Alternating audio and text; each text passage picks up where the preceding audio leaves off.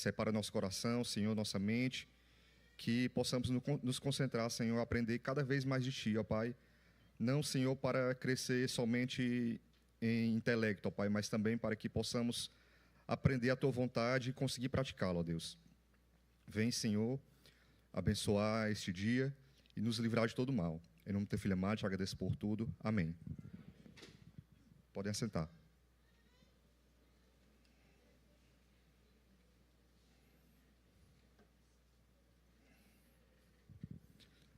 Chamo agora o Abner, para que possamos dar continuidade à nossa leitura sequencial do livro de Jeremias.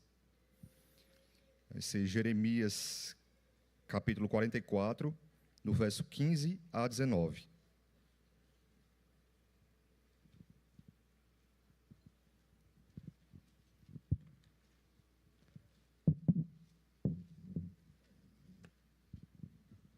Jeremias 44, 15 ao 19. Jeremias é contraditado. Então responderam a Jeremias todos os homens que sabiam que suas mulheres queimavam incenso a outros deuses, e todas as mulheres que se achavam ali em pé, grande multidão, como também todo o povo que habitava na terra do Egito, em paz. Mas desde que cessamos de queimar incenso à Rainha dos Céus e de lhe oferecer libações, tivemos falta de tudo, e fomos consumidos pela espada e pela fome. Quando queimávamos incenso à Rainha dos Céus, lhe oferecíamos libações, acaso lhe fizemos os bolos que a retratavam e lhe oferecemos libações sem nossos maridos? Jeremias 44, 15 a 19. Amém.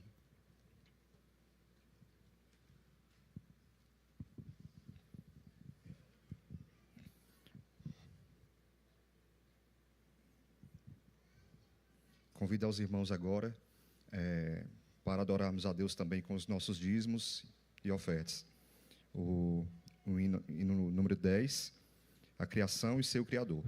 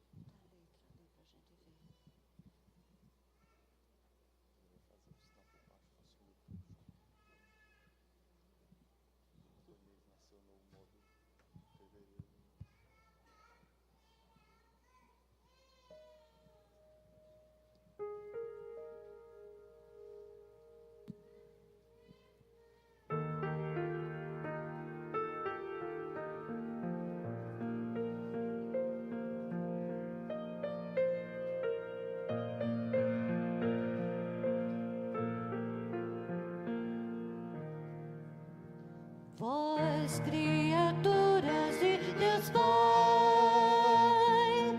todos erguei a voz, cantai, oh, louvai-o, aleluia, do sol dourado a refugir, do ouro em prata a reluzir, oh, louvai-o, oh, louvai-o.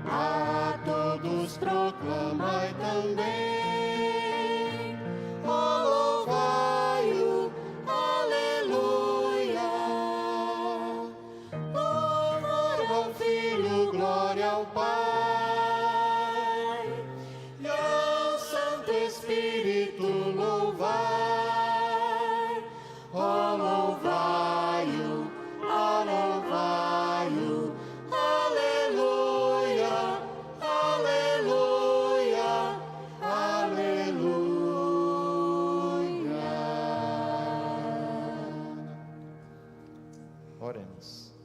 Santo Deus, Pai de misericórdia, graças te damos, Senhor, mais esse dia na tua casa. Louvamos o teu nome, Senhor, por toda a tua criação, por todo o teu cuidado, pela provisão, Senhor, que temos em ti, física e espiritual. Te rogamos, Pai, que tu continue sendo conosco, continue nos abençoando, Senhor, com toda sorte de bênçãos. E louvamos o teu nome, Senhor, pela oportunidade que temos, Senhor, de devolver, Senhor, a ti dízimos e ofertas, Senhor. Te rogamos que esses recursos sejam utilizados, Pai, para a expansão do teu reino, e que tu possa abençoar, Senhor, o conselho dessa igreja, na administração desses recursos, Senhor. Cuida dos nossos irmãos e dá zelo, Senhor, para cada um deles. Receba com o nosso tesoureiro também e com todos nós, Senhor, nos sustentando, nos amparando e guiando. É a oração que fazemos, gratos por tudo, em nome santo e poderoso de Cristo. Amém.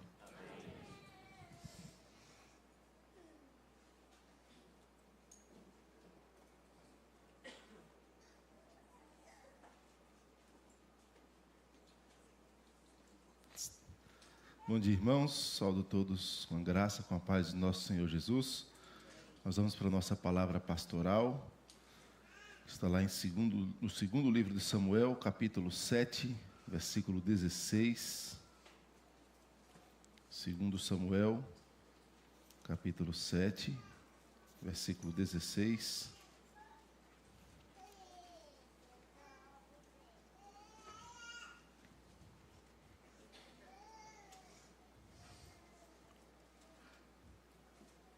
Hoje eu vou fazer um pouco diferente. Eu vou ler o versículo 15 para você se recordar do contexto.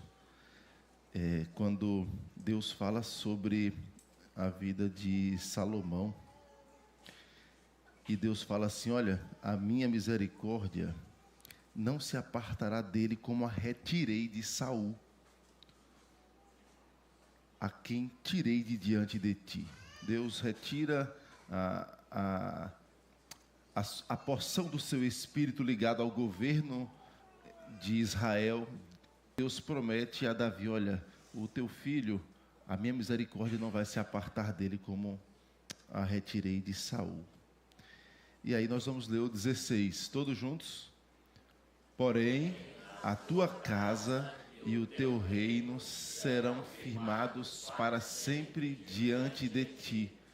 Teu trono será estabelecido para sempre. 2 Samuel 7,16. Vamos orar, irmãos. Pai, nós te rendemos graças pela tua palavra e nós pedimos, Pai, que nesta manhã, neste breve momento, o Senhor fale ao nosso coração. Nos ajude, Pai, a compreender a tua palavra, a entender o que o Senhor quer nos ensinar. E nos ajude, Pai, a colocar o coração na tua palavra e a viver conforme o que temos aprendido, Senhor. Tem misericórdia de nós e nos abençoe, pedimos em nome e por amor do nosso Senhor Jesus. Amém, Senhor. Irmãos, a instabilidade promove naturalmente medo. Quando vivemos em qualquer área, qualquer instabilidade gera em nós insegurança, temor a respeito do futuro. E nós somos tentados a, diante da instabilidade, agir com precipitação, a não aguardar a vontade de Deus, o entendimento, sabedoria.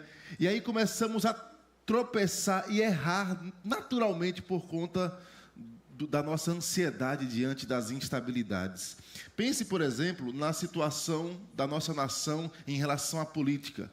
Que segurança você tem em relação aos nossos governantes? O que é que vai acontecer no Brasil daqui a 4 anos? Não temos nenhum norte em relação ao que vai acontecer.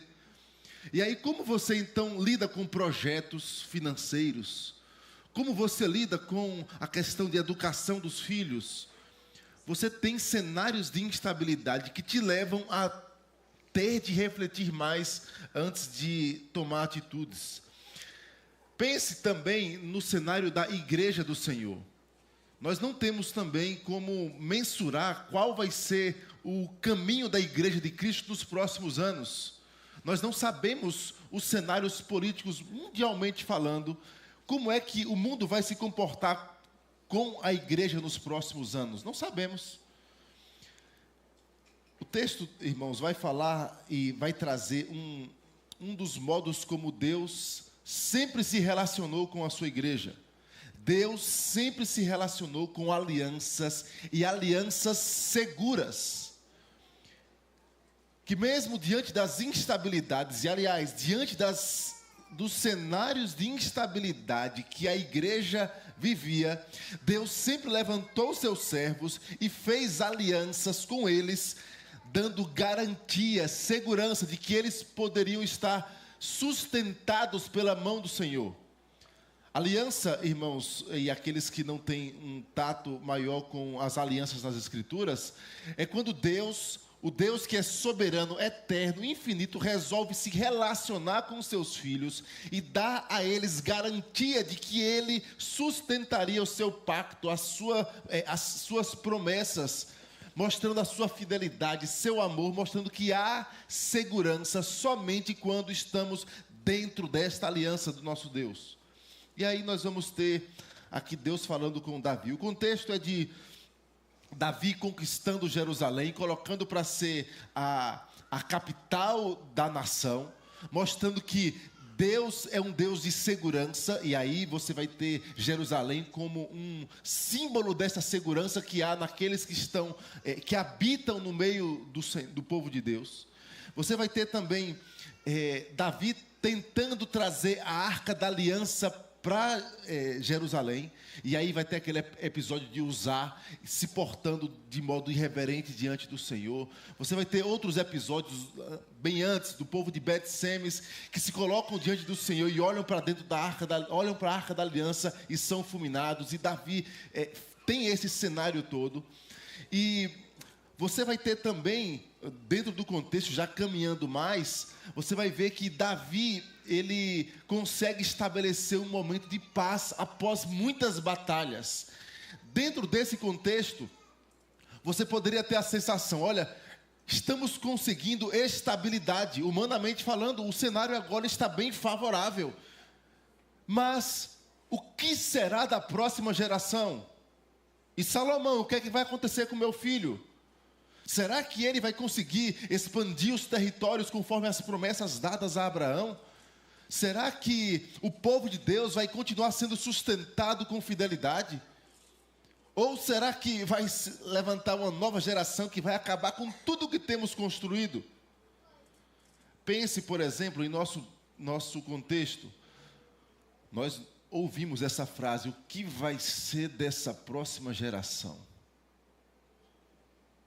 Outro dia eu comentava com um dos nossos irmãos e mencionei assim, a criança mais pobre do nosso tempo, do nosso contexto pelo menos, do nosso convívio. Eu vou dar exemplo assim, a criança mais pobre desta igreja tem mais brinquedos do que crianças que tinham muito dinheiro há 30 anos. O que vai ser da próxima geração? Como essa geração vai lidar com aspectos como eu não tenho, eu não consigo, aspectos simples da vida, com o não. E como é que a igreja, esta geração que vem, vai ser a liderança da igreja? A igreja tem garantia de estabilidade? Tem. Isso é impressionante, irmãos, porque a igreja é sustentada por um Deus que fez uma aliança com o seu povo. Durante a história foi assim, ele fez uma aliança com Noé, dizendo, essa geração vai ser preservada, o homem não vai ser extirpado do planeta. Por quê? Porque vai vir o Messias. Aí chega com Abraão e ele diz, olha, vai vir um descendente que vai abençoar as famílias da terra, há segurança. Chega com Moisés e o povo diante do Sinai, e Deus faz uma aliança e dá a sua lei, dizendo, olha, esta lei vai conduzir vocês até o Messias. Paulo fala, conduz de raio até Cristo. Há segurança. Chega com Davi, ele diz, olha, a minha misericórdia se apartou de Saul. Talvez o coração do povo, olhando, olha, veio um rei e a misericórdia se apartou dele. Aí chega agora Davi, o rei segundo o coração de Deus. Um contraponto total à vida de Saul. Mas Davi vai envelhecer, Davi vai morrer, e quem vem depois? O que é que vai acontecer? Deus chega e traz essa palavra para Davi e fala: Davi, a tua casa e o teu reino serão firmados para sempre diante de ti. Teu trono será estabelecido para sempre. Por que o trono de Davi seria estabelecido para sempre? Porque Deus fez uma aliança com o seu povo de redimir o homem do seu pecado na pessoa de Cristo. E a aliança é dizer: não vai faltar sucessor até que chegue aquele que se assentará num trono eterno. Cristo. Garantia. A igreja tem segurança. Você tem garantia de que a sua vida está segura. Mesmo em meio a qualquer incerteza que você esteja vivendo, a sua alma está segura. A sua caminhada é segura. Você não vai ser sucumbido pelo pecado. Se você pertence a Cristo, você não vai ser engolido pelo mundo. Você tem garantia de que você vai chegar lá imaculado diante da glória do Pai. A igreja vai continuar existindo. O povo de Deus vai continuar avançando. O evangelho vai continuar sendo pregado. A geração que vem, Deus vai levantar homens e mulheres fiéis para serem a igreja daqui a 20, 30, 50. Quantos anos faltam até a volta de Cristo? Por quê? Porque o trono é seguro. Há segurança. Sabe por quê? Porque a fidelidade de Deus expressa no trono de Davi, que é ocupado pelo Senhor Jesus Cristo. A segurança, a fidelidade, o trono dele é firme, e a paz que excede todo o entendimento. Esta paz permeia o povo de Deus em toda a história. Nós podemos descansar e não temer. O que vai acontecer? Não sei, mas eu sei de uma coisa: o meu Redentor vive, e Ele se levanta em todo o tempo pela sua igreja.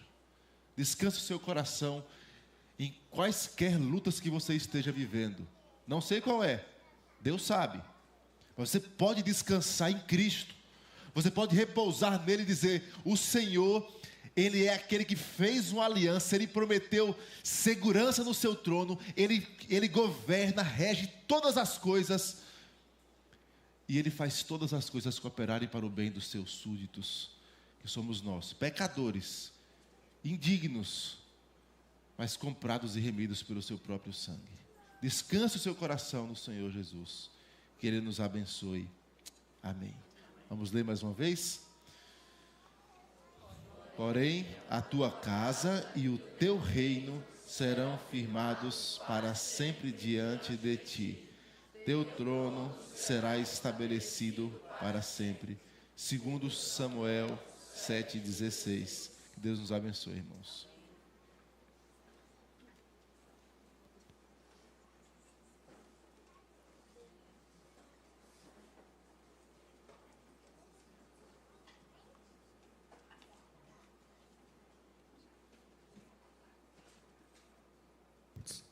Olá, meus irmãos, bom dia. Depois de 70 dias de janeiro, enfim, chegou fevereiro. Agora uma nova fase da nossa EBD. Nós faremos as divisões de classes, ainda no formato um pouquinho diferente, porque as crianças elas vão estar meio que em classe única. Vão ser 2 turmas. Mas a gente queria, nesse primeiro momento, primeiro conhecer os nossos visitantes. Então, por favor, se você nos visita pela primeira vez e pudesse colocar de pé para a gente conhecer, te cumprimentar. Então, aqueles que nos visitam. Temos um casal. Qual é o teu nome? Igor e Jéssica. Sejam muito bem-vindos. Mais alguém nos visita? Pela primeira vez? Não? Então, que o Senhor os abençoe. Muito bom tê-los conosco. Recebam o nosso abraço. Muito bom tê-los aqui no nosso meio. Nós queremos também saudar os nossos aniversariantes, então vamos conhecer aqueles que estão aniversariando. Nós temos ali no dia 2 o Francisco Rodrigues. Então, à medida que eu for chamando, já pode vir aqui para frente para a gente poder orar por vocês. Francisco, dia 2. Dia 3, o Samuelzinho. É 15 anos, Samuel? Ah, 5. Dia 4, a nossa irmã Marcilene. No dia 4 também o Tito Xavier. Ah, tá na congregação, é mesmo. Ó, a gente vai demorar para se acostumar, né? Dia 5, o Alisson. Dia 5 também o Henrique Freitas. Dia 5, nosso irmão João Castelo Branco. Dia 7, a nossa irmã Sâmia. Então, vamos orar, né, para os nossos irmãos. É só o Samuelzinho representando todo mundo aqui hoje. Ah, o João está aí, ó.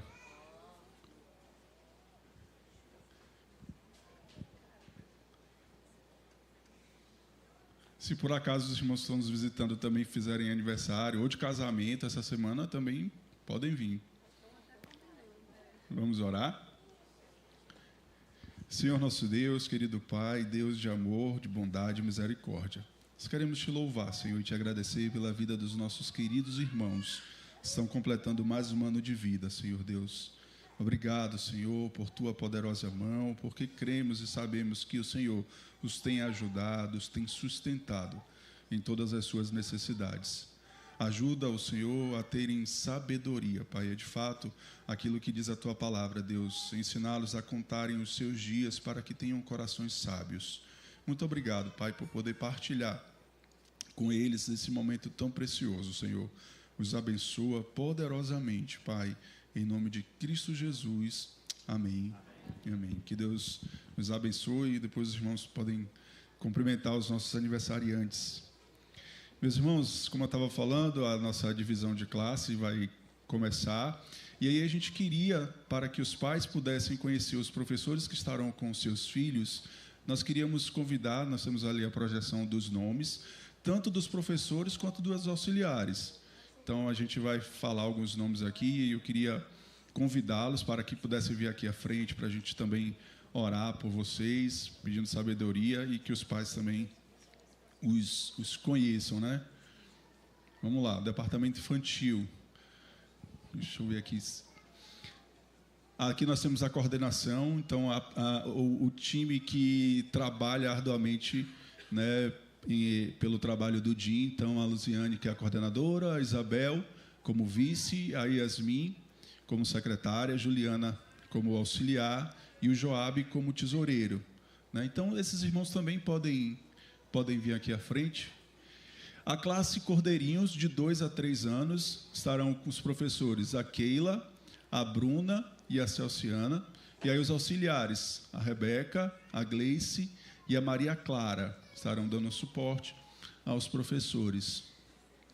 Classe Gideão, de 3 a 4 anos, com professores Samara, a Priscila e o Lucas, e os auxiliares serão a Carol Amorim, a Marcelene e a Ana Beatriz. A classe Moisés, de 4 a 5 anos, o diácono Euder, a Sara e a Nancy como professores, e os auxiliares a Gislene, a irmã Táfnis e a Adriane. Classe Jonas, 5 a 7 anos, o diácono Hélio, a Juliana e a Elcilane como professores, e os auxiliares o Lucas, o Cleon e o Samic. Classe Davi, de 8 a 9 anos, então só terão os professores, já é uma turma maior, então os professores conseguem ali dar conta. Então o Guilherme, a Carol e a Simone como professores. A classe Samuel, de 11 a 13 anos, então os professores presbítero Almi, a irmã Elke e o diácono Abraão são os professores. E acho que são esses, né? Esses são os professores e os auxiliares do departamento infantil. Então, os pais agora sabem com quem que seus filhos estarão. Estejam orando constantemente por esses professores, por esses irmãos, por aqueles que se dispuseram em auxiliarem, para que o Senhor os conceda sabedoria, conceda discernimento na palavra, porque é um papel extremamente importante e merece, de fato, que sejam cobertos ali da graça do Senhor. Vou pedir ao pastor Timóteo para orar por eles. Vamos orar, irmãos. Pai querido e amado, nós te rendemos graças, Pai, pela tua boa mão sobre a tua igreja. Senhor, na tua infinita sabedoria, o Senhor dá à tua igreja dons, talentos. O Senhor enche os teus filhos, ó Pai, com a tua graça, ó Deus, para o crescimento mútuo da tua igreja. Obrigado, Pai, por cada professor que está aqui, Senhor. O Senhor conhece, Pai, a disposição do coração, conhece as lutas normais, naturais durante a semana e a dedicação que eles precisam ter, ó Deus, para ensinar as nossas crianças a tua palavra. E nós pedimos a tua boa mão sobre cada um deles. Sobretudo, Pai, enche-os com o teu Santo Espírito, para que, cheios do teu Espírito, Pai, eles possam transbordar da tua palavra para as nossas crianças. Ajuda-os, Pai, nas suas dificuldades, nas suas fraquezas, limitações. Ó Deus, põe a tua boa mão, Pai, sobre cada uma das crianças também. Ó Deus, abre o coração delas para que elas cresçam, ó Pai, no conhecimento da tua palavra. Pedimos, Pai, a tua boa mão, Pai, para que o teu nome seja exaltado neste ministério, Pai. Que a tua boa mão, Pai, esteja cada dia, ó Deus, cada domingo, Pai, em cada aula, Pai, em cada momento, Pai. Põe tua boa mão, Senhor. Nós dependemos totalmente do Senhor. Nós não temos o poder, ó Pai, de abrir os corações para entenderem a tua palavra, mas o Senhor mesmo é quem ilumina, o Senhor mesmo é quem aplica a palavra no coração. E por isso pedimos, ó Pai, na dependência do Senhor, abençoe todos estes aqui, Senhor, e que a tua boa mão esteja sobre a nossa escola dominical. A nossa oração, ó Deus, não é, nós sabemos que não é mera superstição, mas é dependência total do Senhor. Nós dependemos de Ti, Senhor. Nos abençoe em nome do nosso Senhor Jesus. Amém, Senhor. Amém, amém. Que Deus abençoe, meus irmãos. Podeis assentar. Lembrar também que nós teremos agora uma divisão na classe dos adolescentes. Teremos uma nova classe que a gente vai chamar de classe Elias, que hoje estará com o Amadeu. Então, os professores, a princípio, é o pastor Amadeu e a nossa irmã Damares. E aí, dos que subiram do DIN, né, que foram promovidos. Então, para essa classe, teremos a Alice, a Naomi, a Pietra, o Miguel. Aí tem uma Sara que tem sido visitante, e o Bernardo. E os que vão para a classe Mateus, né, fora os que já estavam ano passado. Então, a gente tem o Paulo, o Fernando, o Lucas, a Alessandra e a Sâmia. Então, esses já vão para a sala Mateus, que hoje é o professor Mateus. Meus irmãos, antes de chamar as crianças, e aí foi proposital, hoje também nós estamos comemorando, dentro do nosso calendário presbiteriano, o Dia do Homem Presbiteriano. Então, por isso que eu quis que as crianças ficassem, porque os meninos também são homens presbiterianos, ou às vezes a gente chama dos machos do futuro. Então, nós queremos convidar a SAF, que vai fazer uma homenagem. Já lembrando que no próximo domingo nós teremos, então, o Dia da Mulher Presbiteriana.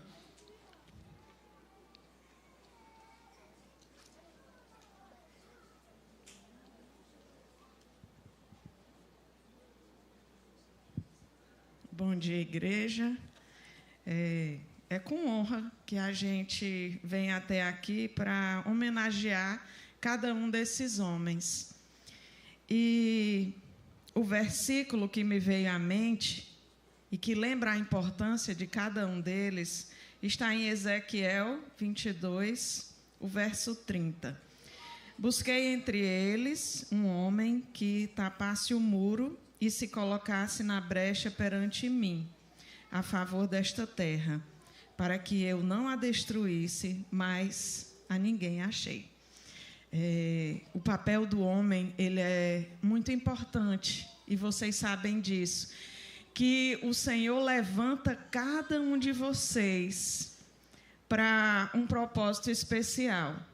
Nós vimos nas Escrituras o chamado de Moisés, o chamado de Noé, de Abraão e tantos outros, e hoje nós vemos aqui o chamado do pastor Timóteo, do pastor Amadeu, do pastor Isaac, dos presbíteros, cada um escolhido pelo próprio Senhor, os líderes das sociedades, cada um escolhido pelo próprio Deus, com um propósito especial. E esse propósito, para que o Senhor ache neles graça, deve estar alinhado não ao seu próprio coração, mas agradável aos olhos do Senhor. Que esse alinhamento seja feito de fato na dependência do Senhor. Que os planos que Ele colocou nas mãos de vocês sejam de fato cumpridos e agradáveis, para que o Senhor ache graça em cada um de vocês e possa afirmá-los assim: esse é o meu filho, né? Nós somos agradecidos pela vida dos homens presbiterianos. Eu gostaria que cada um ficasse de pé para que a igreja os visse nesse momento. E eu vou orar por vocês nesse momento. E, ao final, vocês vão receber também um mimozinho da nossa SAF, mas é só ao final para não atrapalhar aqui o horário. Pai amado, nós agradecemos ao Senhor pela vida de cada um desses teus servos. Nós agradecemos ao Senhor pela existência desta igreja, que o Senhor mesmo nos trouxe até aqui. Que, a partir de nós, Senhor, possamos andar nos teus caminhos, buscar isso com mais intensidade. E de forma especial, Senhor, derrama da tua graça sobre cada um desses homens. Derrama da tua graça, Pai querido, de forma a tocar o mais íntimo de cada coração, lembrando da grande importância que cada um tem para o Senhor e da importância que eles percebam que é exercer um serviço que agrade aos teus olhos. Pai querido, ajuda-os nas dificuldades que cada um possam ter. Nós não conhecemos, mas o Senhor tão bem conhece. O Senhor conhece na intimidade. O Senhor enxerga onde os olhos humanos não penetram. E é por isso, Pai, que colocamos cada um nas tuas mãos. Ajuda-os, guarda-os, protege-os, anima-os. Porque quantas vezes desanimamos aos teus olhos, e o Senhor bem sabe. Mas é do Senhor que vem toda a força que nos levanta a cada dia. Sê com eles, ó Pai. Perdoa os pecados, as fragilidades, as limitações. Enche-os do teu Santo Espírito para que transborde-os e alcance aqueles que estão ao seu redor, em qualquer lugar, seja na igreja, na rua, no trabalho ou em qualquer outro lugar que eles possam estar. Em nome de Jesus Cristo, nós te oramos e agradecemos, ó Pai. Muito obrigado pelos pais, maridos, amigos, filhos. Pai querido, cuida de forma bem especial, em nome de Jesus. Amém. Amém. Podem sentar.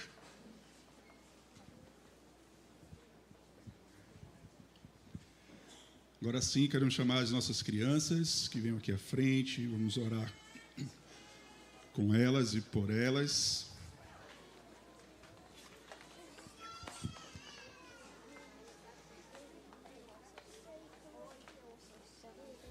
Enquanto as crianças estão vindo, lembrar os professores também que nós já cadastramos os alunos, principalmente do DIN, já no aplicativo. Então, por favor, usem, façam a chamada, verifiquem quem não veio, se preocupem. Qualquer dificuldade com o aplicativo, algum nome faltante, nos procure, que a gente faz o ajuste. Vamos usar essa ferramenta muito importante para o nosso controle e cuidado com os nossos alunos.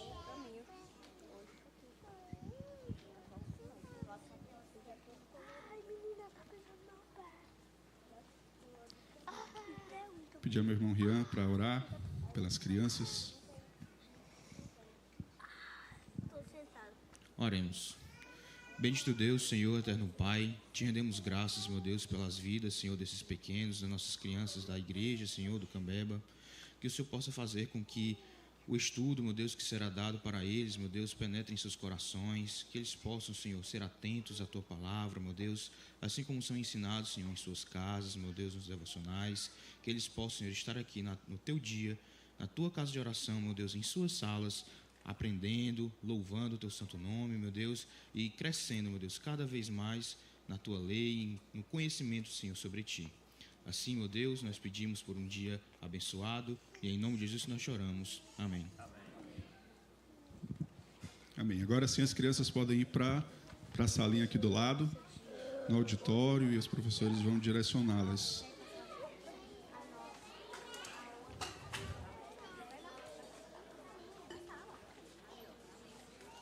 Enquanto isso, irmão, já perto de finalizar essa parte, nós teremos ainda alguns avisos das sociedades. Então, já convido a SAF, ao PH e ao MP. E aí, depois, o pastor, se tiver algum aviso também, já toma a palavra. Então, vamos para esses avisos. Então, primeiro, a SAF.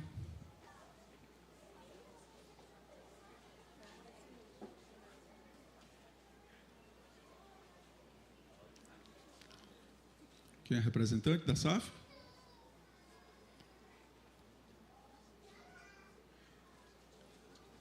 Então vou falar, se ninguém vir, vou...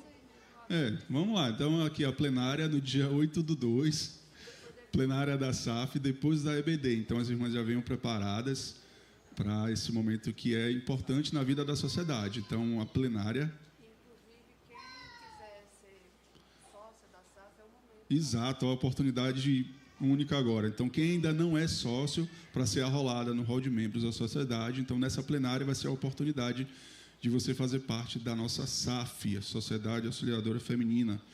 Então, participem. O PH e depois a UMP.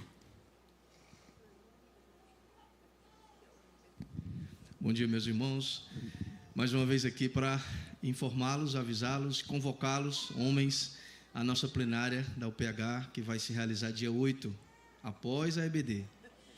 Certo? Então, dia 8, venham. Da mesma forma, eu faço minhas as palavras do presbítero Cássio. Vamos aproveitar esse momento, os homens que não são ainda participantes da UPH, venham, para que nós possamos arrolá-los como membros da UPH e a gente possa fortalecer a nossa sociedade interna. Ok? Então, dia 8, plenário da UPH, após a EBD.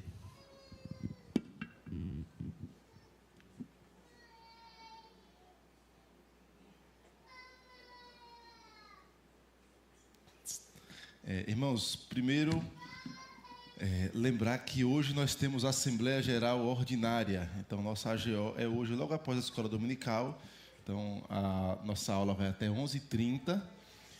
Aqueles que não assinaram o livro, a lista de presença, depois, lá no fundo, com o Jailson, nós vamos ter. Mas, logo após a Escola Dominical, você vai fazer a assinatura. Durante a Escola Dominical, você... fique aqui prestando atenção na nossa escola dominical. Outro aviso, esse aviso é um pouquinho mais restrito nos dados do aviso, tá bom? Nós vamos colocar já no grupo da igreja, aliás, eu já vou colocar agora no grupo da igreja o aviso da nossa programação sábado. Sábado nós vamos ter uma programação na área de missões.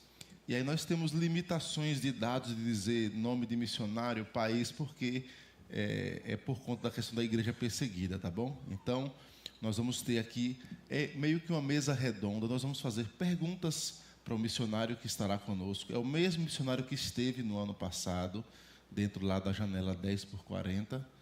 Então, no sábado vai ser esse momento, assim que nós vamos conversar sobre vocação com ele, e no domingo pela manhã ele estará conosco aqui na Escola Dominical falando do projeto que ele desenvolve, e não será transmitida a Escola Dominical por questão de segurança dos missionários, certo? País de perseguição, então nós não vamos transmitir a nossa Escola Dominical no próximo domingo pela manhã, tá bom? Então, sábado às 18 horas, eu já coloco agora no grupo da igreja. Se você sabe questões, mais detalhes, não compartilhe esse cartazinho pode compartilhar, porque ele só fala projeto conciliação e fala data, horário, o símbolo da nossa igreja, está no grupo do WhatsApp da igreja aí. Então, você pode compartilhar isso, não compartilhe nenhuma informação a mais que você saiba. Eu lembro o nome do missionário. Em rede social, você pode falar corpo a corpo sem nenhum problema. Mas em rede social, não compartilhe o nome do missionário nem o país em que ele está, tá bom? Então, são estes os avisos. Eu acho que agora os adolescentes e jovens podem se dividir. Só lembrando que a programação da UMP ela foi pausada, né, por causa dessa programação missionária, tá bom? Como? Tem mais um aviso? Pronto.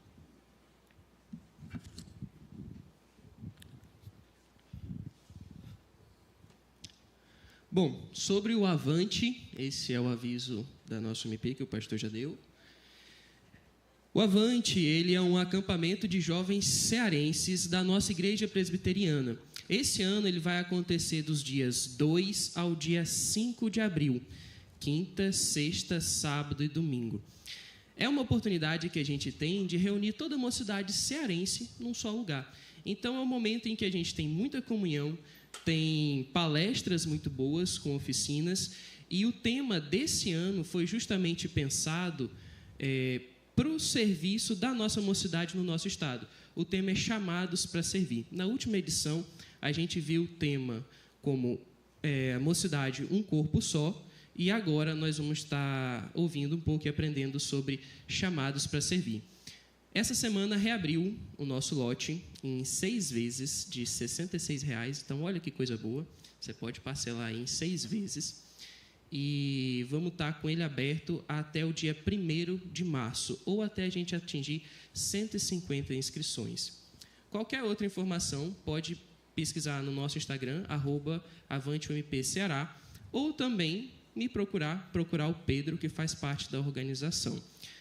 Uma outra questão é pedir realmente oração para a igreja, para esse acampamento. É um evento difícil de ser realizado, são várias questões, várias logísticas. Nós vamos contar com a presença do reverendo Emílio Garófago, também vamos contar com a presença do nosso pastor, que vai estar trazendo a palavra também nos dias. Então, orem pelos nossos preletores, orem pela equipe que está organizando. E se você deseja nos ajudar, nós temos vários jovens que precisam da ajuda. Jovens do interior, jovens da região metropolitana, jovens que muitas vezes querem ir para um acampamento desse, querem participar de um evento desse e não têm condição. Então, nos procurem que a gente vai caminhando com as questões. Muito obrigado pela atenção. Pronto, acho que agora os adolescentes e jovens podem se dividir para suas classes. E nós vamos iniciar a nossa escola dominical. Os adolescentes da classe Elias, aqui na sala, no gabinete, é na segunda sala à sua esquerda aqui.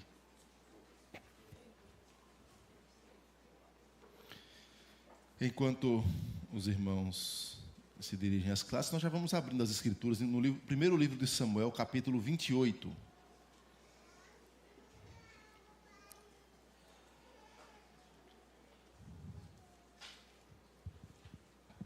Primeiro Samuel 28.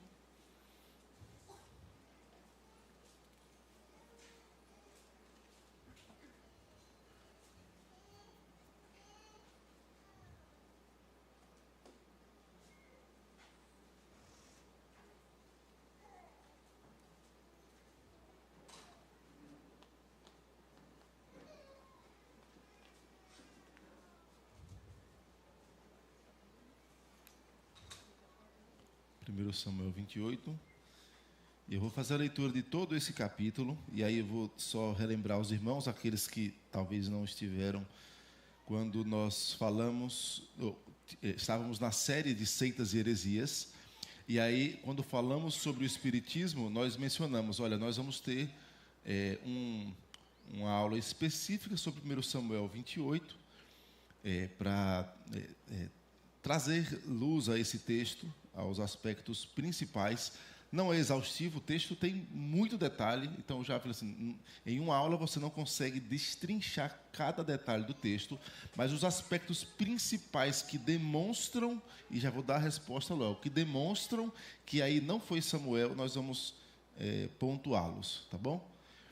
E aí é como uma continuação e, ao mesmo tempo, nós temos algumas aplicações bastante pertinentes para a igreja no estudo desse texto. Vamos acompanhar a leitura. 1 Samuel 28. Sucedeu naqueles dias que, juntando os filisteus, os seus exércitos para a peleja, para fazer guerra contra Israel, disse Aquis a Davi: fica sabendo que comigo sairás à peleja, tu e os teus homens. Então disse Davi a Aquis: assim saberás quanto pode o teu servo fazer. Disse Aquis a Davi: por isso te farei minha guarda pessoal para sempre. Já Samuel era morto, e todo Israel o tinha chorado e o tinha sepultado em Ramá, que era a sua cidade. Saul havia desterrado os médiuns e os adivinhos. Ajuntaram-se os filisteus e vieram acampar-se em Sunem. Ajuntou Saul a todo Israel e se acamparam em Gilboa. Vendo Saul o acampamento dos filisteus, foi tomado de medo, e muito se estremeceu o seu coração. Consultou Saul ao Senhor, porém o Senhor não lhe respondeu, nem por sonhos, nem por Urim, nem por profetas. Então disse Saul aos seus servos: apontai-me uma mulher que seja médium, para que encontre com ela e a consulte. Disseram-lhe os seus servos: há uma mulher em Endor que é médium. Saul disfarçou-se, vestiu outras roupas e se foi, e com ele 2 homens. E de noite chegaram à mulher e lhe disse: peço-te que me adivinhes pela necromancia e me faça subir aquele que eu te disser. Respondeu-lhe a mulher: bem sabes o que fez Saul, como eliminou da terra médios e adivinhos. Por que, pois, me armas cilada a minha vida para me matares? Então Saul lhe jurou pelo Senhor, dizendo: tão certo como vive o Senhor, nenhum castigo te sobrevirá por isso. Então lhe disse a mulher: quem te farei subir? Respondeu ele: faze-me subir Samuel. Vendo a mulher a Samuel, gritou em alta voz, e a mulher disse a Saul: por que me enganaste? Pois tu mesmo és Saul. Respondeu-lhe o rei: não temas, o que vês? Então a mulher respondeu a Saul: vejo um Deus que sobe da terra. Perguntou ele: como é a sua figura? Respondeu ela: vem subindo um ancião e está envolto numa capa. Entendendo Saul que era Samuel, inclinou-se com o rosto em terra e se prostrou. Samuel disse a Saul: por que me inquietaste fazendo-me subir? Então disse Saul: muito angustiado estou, porque os filisteus guerreiam contra mim, e Deus se desviou de mim, e já me não responde nem pelo ministério dos profetas, nem por sonhos. Por isso te chamei para que me reveles o que devo fazer.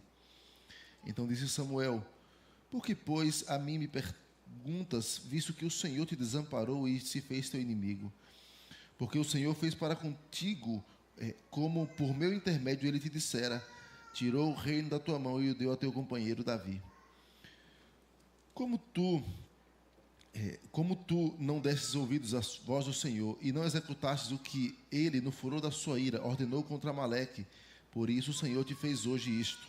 O Senhor entregará também a Israel contigo nas mãos dos filisteus, e amanhã tu e teus filhos estareis comigo, e o acampamento de Israel o Senhor entregará nas mãos dos filisteus. De súbito caiu Saul estendido por terra, e foi tomado de grande medo por causa das palavras de Samuel. E faltavam-lhe as forças, porque não comera pão todo aquele dia e toda aquela noite. Aproximou-se de Saul a mulher, e vendo-o assaz perturbado, disse-lhe: eis que a tua serva deu ouvidos à tua voz, e arriscando a minha vida atendi às palavras que me falaste. Agora, pois, ouve também tu as palavras da tua serva, e permite que eu ponha um bocado de pão diante de ti. Come, para que tenhas forças e te ponhas a caminho. Porém ele o recusou e disse: não comerei. Mas os seus servos e a mulher o constrangeram, e atendeu. Levantou-se do chão e se assentou no leito. Tinha a mulher em casa um bezerro cevado, apressou-se e o matou, e tomando farinha, o amassou e cozeu em bolos asmos. E os trouxe diante de Saul e de seus servos, e comeram. Depois se levantaram e se foram naquela mesma noite. Amém. Vamos orar. Pai querido e amado, nós estamos diante da Tua palavra. Nós cremos que a Tua palavra é viva, que o Senhor ensina por meio dela. Ó Deus, que a nossa alma é alimentada, consolada, exortada. E nós pedimos que o Senhor faça isso nesta manhã. Fale ao nosso coração, nos ajude a compreender o que o Senhor tem a nos ensinar. Mas, sobretudo, nos ajude, Pai, a praticar a Tua palavra. Queremos ser operosos praticantes da Tua palavra. Mas nós precisamos do Senhor. Nos ajude nesta manhã, é o que nós pedimos, em nome de Jesus. Amém, Senhor. Irmão, se a Bíblia fosse um livro humano, facilmente a gente desvendaria todos os mistérios das Escrituras. A gente teria a resposta fácil para tudo o que tem na Bíblia. Na verdade, isso é uma característica de seita. As seitas, elas tentam explicar e elas encontram solução ou no texto ou forçando o texto para todos os mistérios. Alguns mistérios nós vamos continuar sem compreender. Alguns mistérios das Escrituras nós não vamos compreender. Por exemplo, tem um texto que fala que o Senhor incitou Davi a levantar o censo. Vocês lembram desse texto? E no outro texto fala que quem foi que incitou? Satanás. Você falou, foi Satanás ou foi Deus? E você vai olhar para o contexto e perceber o que o Martinho Lutero disse. Até o diabo, alguém lembra? É o diabo de Deus. O diabo incitou Davi e Deus permitiu. Na sua permissão, Deus disse, da mesma forma como a serpente foi tentar Eva, e Deus deixou a serpente tentar Eva. Então você vai encontrar aí, por que Deus deixou? Nem sempre você vai saber o porquê. Alguns aspectos você vai encontrar resposta nas Escrituras. Por exemplo, quando você chega nesse porquê Deus permitiu vasos de ira, de desonra, preparados de antemão para a perdição. O texto fala, lá em Romanos 9, fala assim, olha, se Deus querendo dar a conhecer a sua ira, o seu poder, Ele suportou esses vasos. Mas também Ele quis dar a conhecer a sua misericórdia, e aí prepara vasos de misericórdia. E Paulo fala, os quais somos nós, eleitos antes da fundação do mundo. Então você vai ter esses aspectos nas Escrituras. Esse texto que nós lemos, ele é usado pelos espíritas como uma tentativa de provar. Veja que interessante. Esse texto, eles querem. Os demais textos, por exemplo, Deuteronômio, que fala, olha, não se achará entre ti, nem quando chegares na terra que o Senhor teu Deus te dá, não se achará entre ti quem faça passar o seu filho pelo fogo, nem agoreiro, nem feiticeiro, nem necromante. Aí ele fala, nem quem consultem os mortos, pois, isso estou abrindo agora, Deuteronômio 18, nem encantador, nem necromante, nem mágico, nem quem consulte os mortos, pois todo aquele que faz tal coisa é abominação ao Senhor, e por essas abominações o Senhor teu Deus os lança de diante de ti. Deuteronômio 18, versículo 12, é esse versículo-chave, ele já vai cravar. Olha, consultar aos mortos é abominação ao Senhor, e por estas abominações o Senhor teu Deus os lança de diante de ti. O que é que está nesse texto? Deus falou, olha, quando vocês entrarem na terra da promessa, não aprendam a fazer o que os povos que estão habitando lá agora fazem. Dentre estas práticas, ele fala necromante, agoreiro, adivinhações, porque eu estou lançando eles de diante de vocês. A ideia é, sabe por que eu estou expulsando este povo da terra? É porque eles praticam estas coisas. Então vocês, ao entrarem na terra da promessa, não repitam essas práticas, porque eu os lancei por causa disso. E o alerta é, eu vou lançar vocês também. Aconteceu isso, irmão? Sim ou não? Quando foi que isso aconteceu? Que o povo de Israel aprendeu essas práticas e Deus tirou eles da terra. Pode falar. Aqui é uma aula de escola dominical, você pode... Cativeiro babilônico é a expressão mais forte disso. Deus lançou, primeiro da Assíria, né? O reino do norte, depois o reino do sul, levado para o cativeiro. E, curiosamente, você vai ver o fim de culto a Baal, a tantos falsos deuses no meio de Israel. Você não vê no período de Cristo alguém clamando por Baal, por exemplo. Não há essa tensão. E os estudiosos apontam que o cativeiro babilônico foi a maior lição que Deus deu ante a algumas práticas que Israel havia se misturado com os falsos deuses. Olhando então, irmãos, para o nosso texto, eu vou fazer um panorama ao redor do texto. Deixa eu ver se foi. A autoria do livro, nós não temos, irmãos, o autor específico. Igual aos Hebreus. Quem escreveu Hebreus? Uns falam que foi Paulo. Será que foi Apolo? Nós não temos o autor.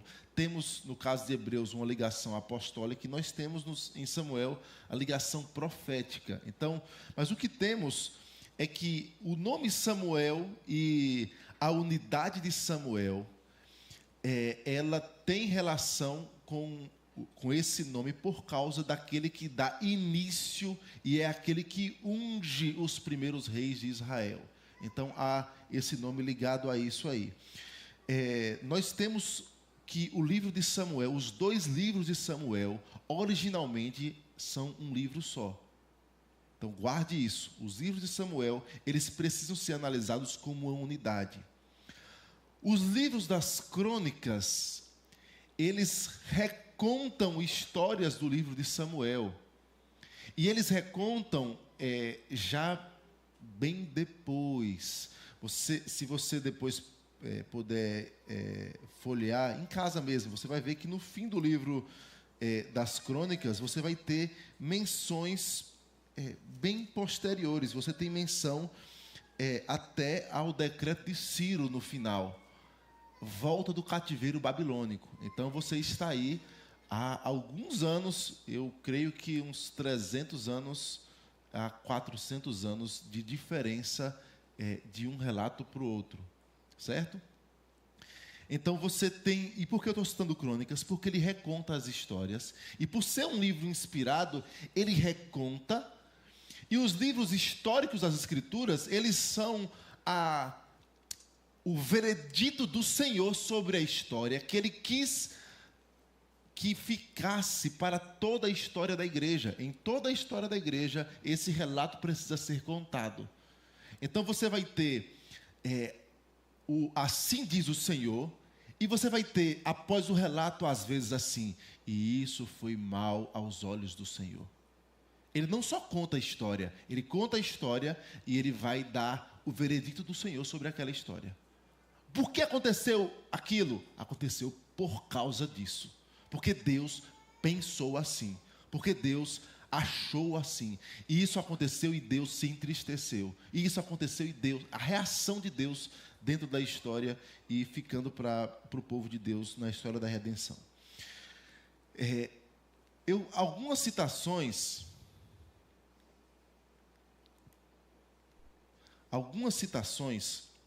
de estudiosos, e aí eu faço questão de mencionar, há estudiosos que pensam que esse texto é uma excepcionalidade na história.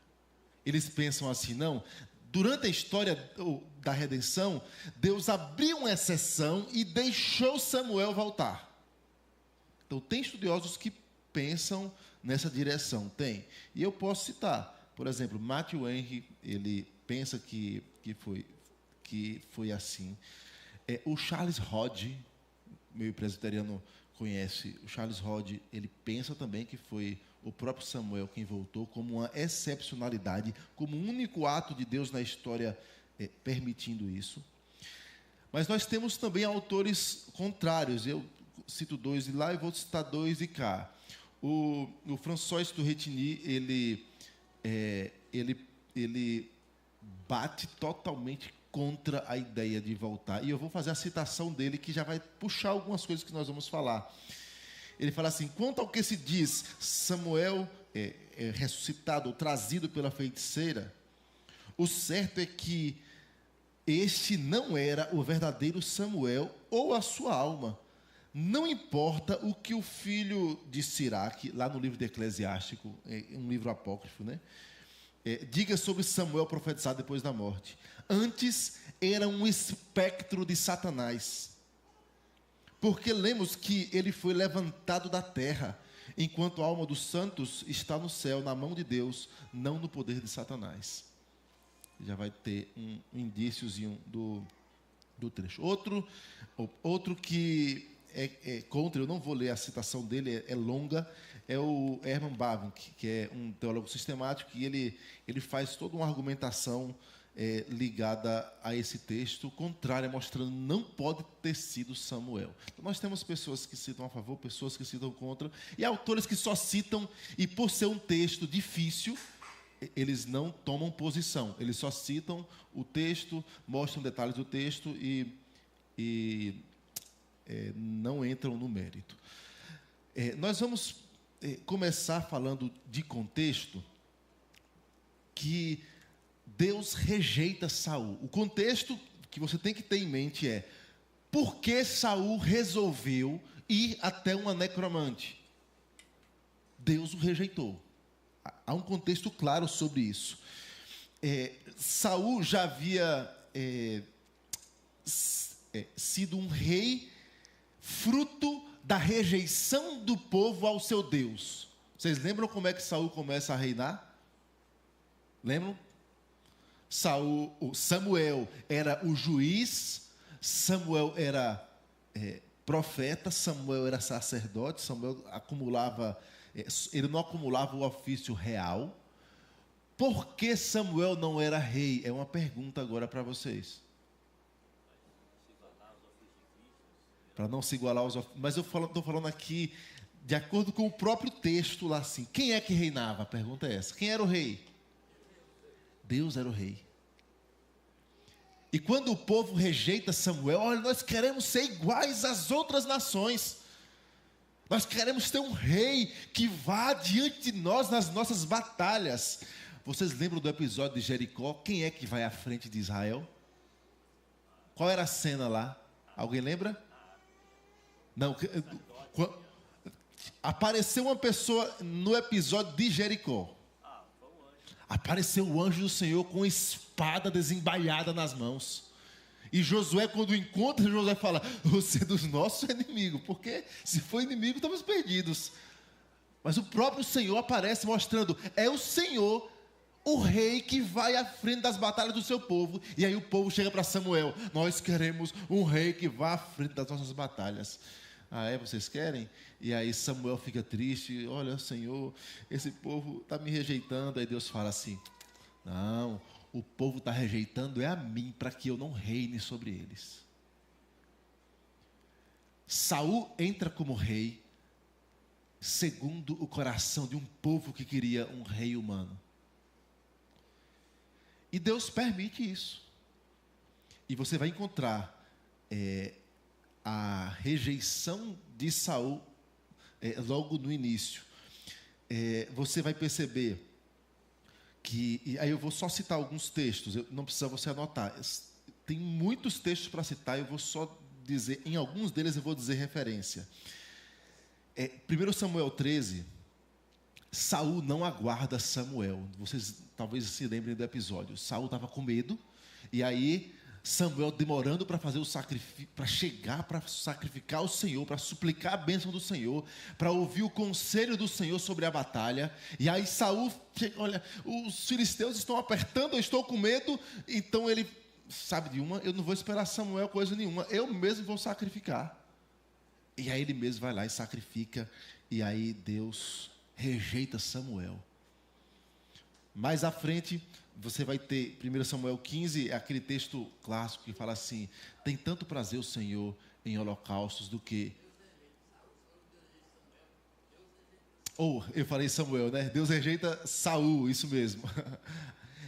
Deus rejeita Saul, né? Então, você vai ter 1 Samuel 15, aquele texto que fala assim: tem tanto o Senhor prazer em holocausto do que se obedecer a sua palavra? Eis que obedecer é melhor do que o sacrificar.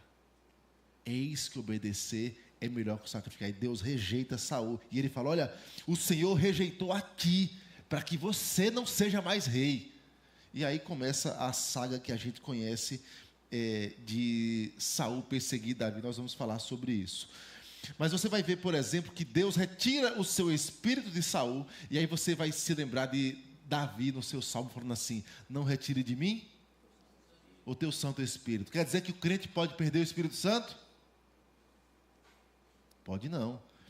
Ali tem relação com a habitação do Espírito para capacitação de funções ou de ofícios. E o ofício de rei, Deus derramava o seu Espírito para capacitá-lo no ofício de rei. E aí Deus retira de Saul essa capacitação. O Espírito Santo não agia mais sobre ele para governar o povo. Não era salvação, ele não tinha relação com salvação. E aí eu abro um parêntese e falo, por exemplo, que a Bíblia fala do Espírito Santo como a pessoa da Trindade responsável pela manutenção da vida. Já ouviram isso? Vocês lembram quando Deus fala lá para Noé, né? Ele fala assim: o meu Espírito não agirá para sempre em toda a carne. Seus dias serão 120 anos. Aí você vai encontrar Paulo falando: nele nos movemos e existimos até a nossa o quê? Respiração. É sustentada por ele. Então, biblicamente, você vai ter o aspecto de Deus sustentando a existência. O Espírito Santo age até em ímpios, com graça comum e tantos outros aspectos que nós temos para a existência. Da mesma forma, era uma ação não salvífica, mas era uma ação de capacitação. Fecho esse parêntese. Quando o Espírito Santo sai, você vai encontrar também um espírito maligno atormentando Saul. Então você vai encontrar isso como expressão da rejeição da parte de Deus a Saul como rei em Israel. Você vai ver também Saul tentando alcançar Davi, matar Davi. Deus não permite que Saul consiga alcançá-lo. É aqui que eu chego em uns aspectos que eles são cruciais para você entender 1 Samuel 28. Se você ler só 1 Samuel 28, você crava e diz assim: é Saul, ou é Samuel que volta. Se você não lê qual é a mensagem que o livro está construindo até chegar no último capítulo, capítulo 30, você vai perder de vista... 31, aliás, 30 é Davi e Ziklag, né? Você vai perder de vista o que está... como é que o capítulo 28 está nesse todo. E aí eu começo aqui trazendo alguns aspectos textuais. O primeiro deles é o aspecto desta palavrinha chamada procurar. Eu vou botar as três aqui: procurar, consultar e invocar. São opções minhas, essas palavras, para você entender. Tem três verbos que são utilizados no texto hebraico dentro dos livros de Samuel e Crônicas. Nas traduções, às vezes ele usa outras palavras para traduzir. Então, você às vezes não vai encontrar por exemplo, ele fala assim: apontai-me. E aí está lá no texto hebraico uma palavrinha que eu estou chamando de procurar. Eu não vou usar a palavra em hebraico aqui, que não tem necessidade. Mas eu chamo cada uma delas de modo diferente. Porque na tradução, às vezes, acontece isso aqui. Buscar e procurar parece ser a mesma coisa, e às vezes o tradutor joga a mesma palavra, a mesma tradução para palavras diferentes. por causa da nossa língua. Mas nós precisamos, obviamente, olhar no texto original. No versículo 7, você vai ter aí. Vamos ler juntos o 7? 1 Samuel 28, 7. Então, apontai-me uma mulher que seja médium, para que me encontre com ela e a consulte. Há uma mulher em Endor que é médium. Apontai-me uma mulher. Procurai. Todas as vezes que eu usar procurar aqui, é referência à palavra que foi traduzida por apontai-me. Certo? Estou dizendo isso porque você vai ter algo curioso. O início da vida de Saul, os irmãos devem se lembrar que foi uma busca por jumentas. Saul foi procurar jumentas. É a mesma palavrinha usada aí. E você vai ter também na mesma direção, Samuel, quando chega para Saul e fala assim: Saul, o Senhor já procurou um homem que lhe agrada, que era Davi. Mesma direção. Mas você vai ter de modo mais... Eu vou voltar aqui só para a gente ficar com esse procurar na mente. Você vai ver de modo mais intenso no contexto dos livros de Samuel, é que essa palavra é usada o tempo todo no livro com uma referência. Quem foi a pessoa mais procurada do livro de Samuel? Pode falar alto. Davi. O tempo todo, o autor de Samuel vai dizer: Saul procurou Davi. Saul procurou tirar a vida de Davi. Saul procurou matar por causa de Davi. O tempo todo você vai encontrar isso. Capítulo 16. Aliás, tem é interessante, porque ele fala assim, Saul fala: procurem um homem para tocar harpa para mim. Quem era o homem? Davi. Depois ele fala: procurem... e fala que Davi, Saul, os nomes trava-língua, né? Saul e Samuel. Saul tentou ou procurou encravar Davi com a lança. É o mesmo verbo utilizado. Jonatas alerta Davi: meu pai está te procurando. E mais, eu não vou citar todos, tá bom? Davi fala também, 1 Samuel 22, Saul está procurando tirar a sua vida. E são vários textos, aproximadamente uns 15 textos, a narrativa toda, Saul procurando Davi, Saul procurando Davi, Saul procurando Davi. Aí quando chega no 28, Saul procura médium. Tem alguma coisa ligada à procura, à busca, nas histórias de Davi, Samuel e Saul. 1 Crônicas vai usar esse verbo para dizer assim: Deus matou Saul porque procurou e invocou uma necromante e não ao Senhor. Guarde esse aspecto aí.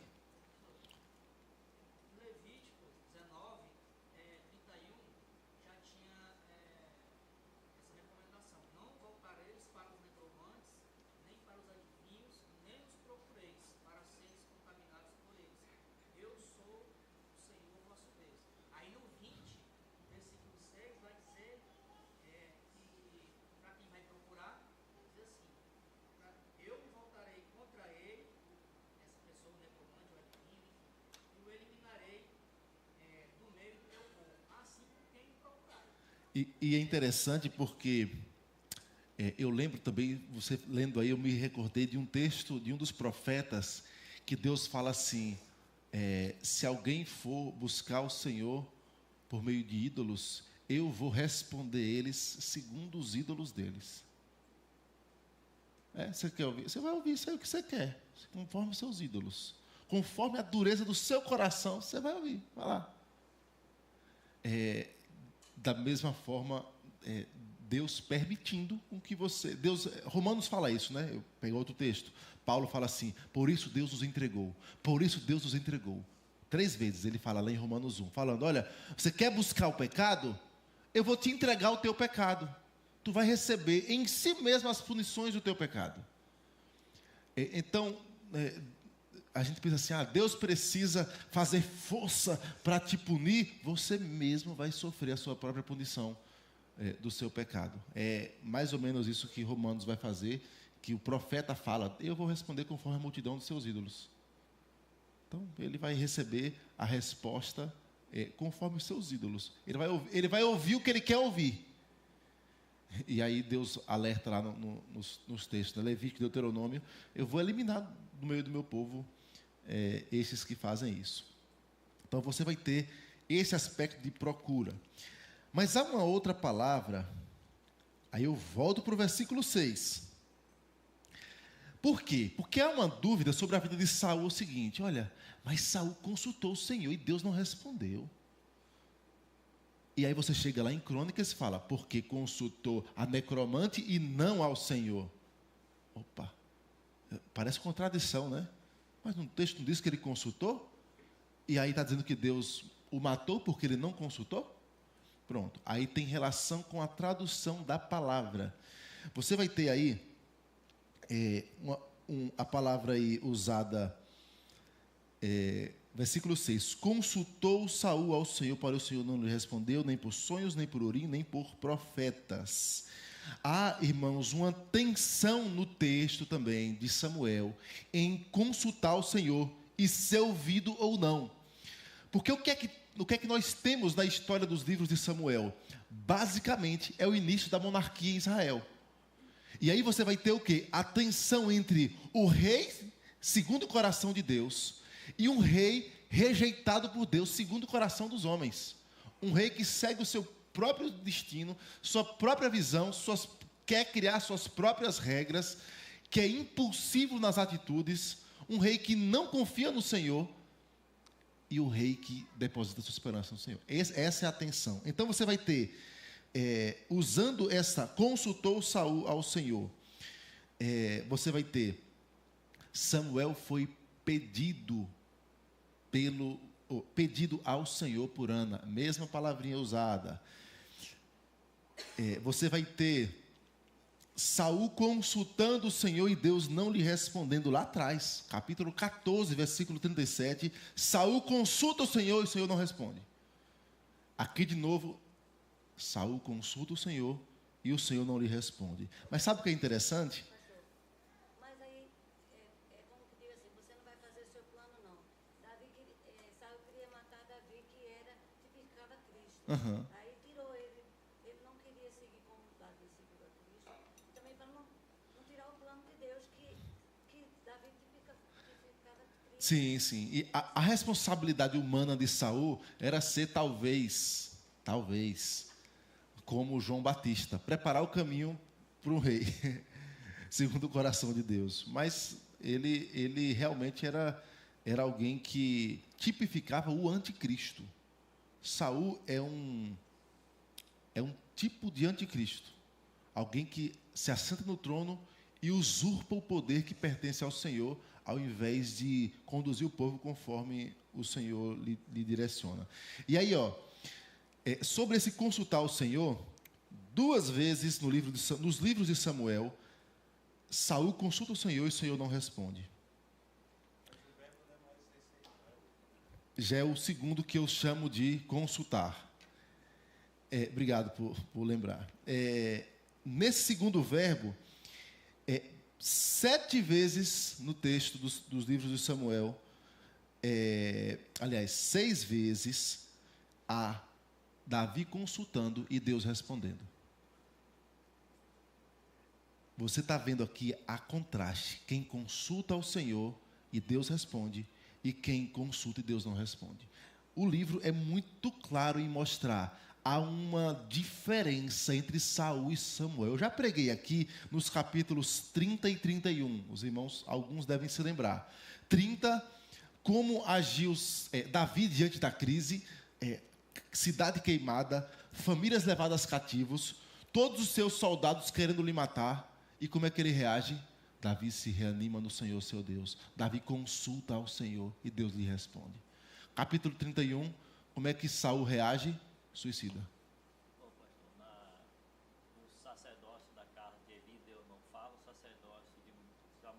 Exatamente, boa lembrança. Muito boa lembrança. Há esse outro paralelo no início do livro. Duas casas sacerdotais. Na de Eli, Deus não fala. Na de Samuel, Deus fala. Aí depois você sobe para o caráter real. De Saul, Deus não fala. Para de Samuel, ou de Davi, Deus fala. Deus responde. Então você vai ter esse contexto aí. O terceiro e último contexto do aspecto, eu botei textual, mas seria melhor literário, de pegar o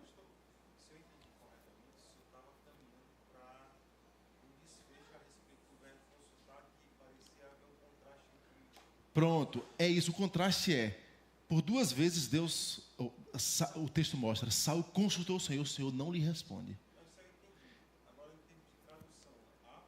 Não, o ponto é que na tradução, às vezes ele usa buscar, consultar, procurar, e ele usa indiscriminadamente as palavras. Então, na tradução, você não vai conseguir achar a linha que o autor está traçando no texto. Então, o ideal mesmo era que o tradutor usasse a mesma palavra para cada um desses verbos. Só que às vezes é difícil. Às vezes, deixa eu ver se eu acho algum exemplo bem claro de uma palavra. Por exemplo, 1 Samuel 26, 20, fala que fala que Saul foi buscar ele como quem busca uma pulga. Não é buscar. Buscar não fica muito bom no português. No texto hebraico está tranquilo. A palavra colocou lá, você leu, você entendeu. No português, você ninguém busca uma pulga. Vou ali buscar uma pulga na escola. Você não usa esse verbo. E aí ele tem que achar outro, procurar. Talvez seja melhor. Entendeu? Aí acaba invertendo a palavra, né? Então, é a dificuldade de tradução. Não é que o tradutor errou, é que você chega no outro idioma, você não encontra uma... E aí você vai ter que... É por isso que na nossa confissão fala que o juiz último é as escrituras nas suas línguas originais. Está com dúvida no texto, você tem que ir para as línguas originais, porque lá você vai tirar essas dúvidas. A terceira palavra que é usada, e ela é usada em Samuel, mas principalmente em Crônicas, é essa que eu vou chamar de invocar. A ideia dela ela é mais forte do que buscar, pedir, procurar. É de súplica. Ou é usada às vezes quando é Deus agindo, é Deus esquadrinhando. Então é uma procura minuciosa. Ela é mais profunda do que as outras duas palavras. Por exemplo, você vai encontrar, no início da história de Saul, você vai ver eles procurando o profeta para saber onde estavam as jumentas. Lembram disso? E a palavra usada lá, 1 Samuel 9:9, falava assim, que chama o profeta de vidente. Aí fala, antigamente, quando alguém queria invocar a Deus, ou procurar a Deus, ouvir a resposta de Deus, procurava o vidente, que era o profeta, que também era chamado de vidente. Era essa palavrinha aí usada lá, olha, invocar o Senhor, suplicar, esquadrinhar, pedir com contrição. Pode falar, irmão.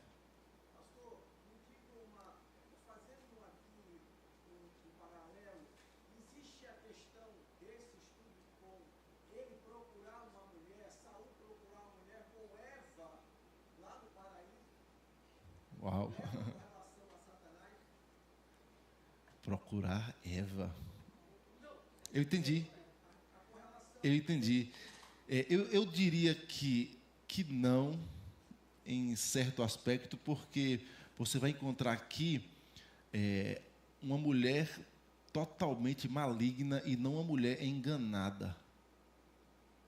Eva foi uma mulher enganada pela serpente. A Bíblia fala que ela foi enganada.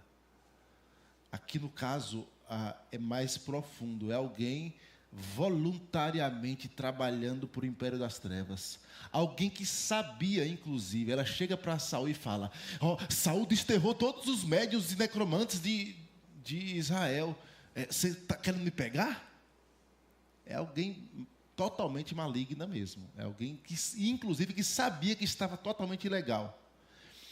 E aí, você vai ter Saul inicia e termina o ministério de modo assim, Ele começa o ministério como procurando invocar a vontade do Senhor.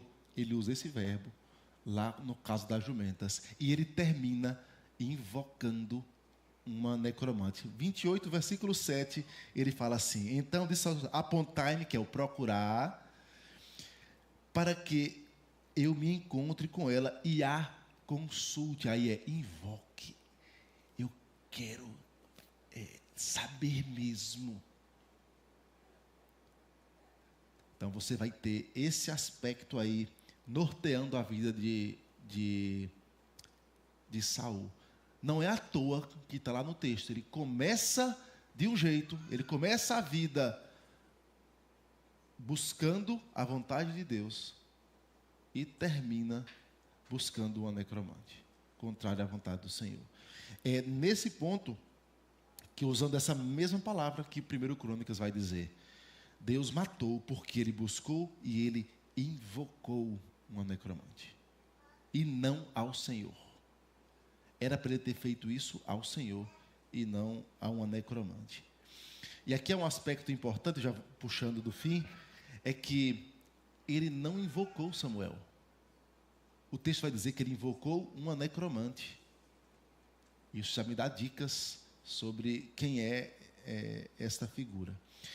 Esse termo, e qual é a importância desse termo?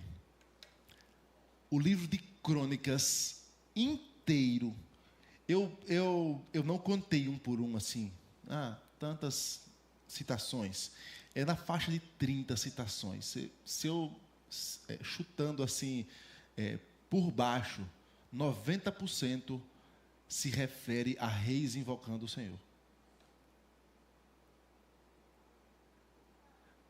O dever que os reis tinham de se consultar diante do Senhor, de se dobrar diante do Senhor, de buscar a vontade do Senhor.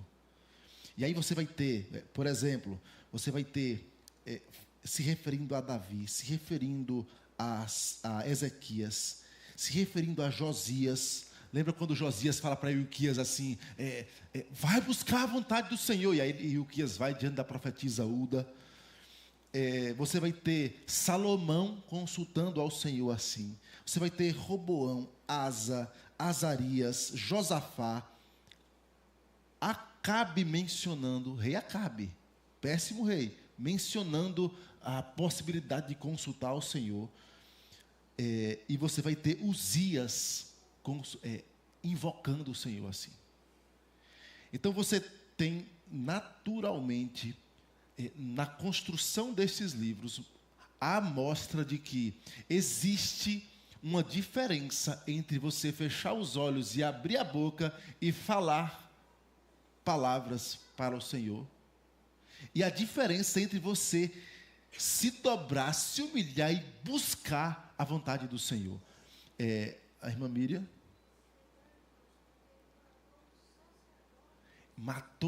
entrou buscando Davi, matou uma casa de profetas todos ali, né?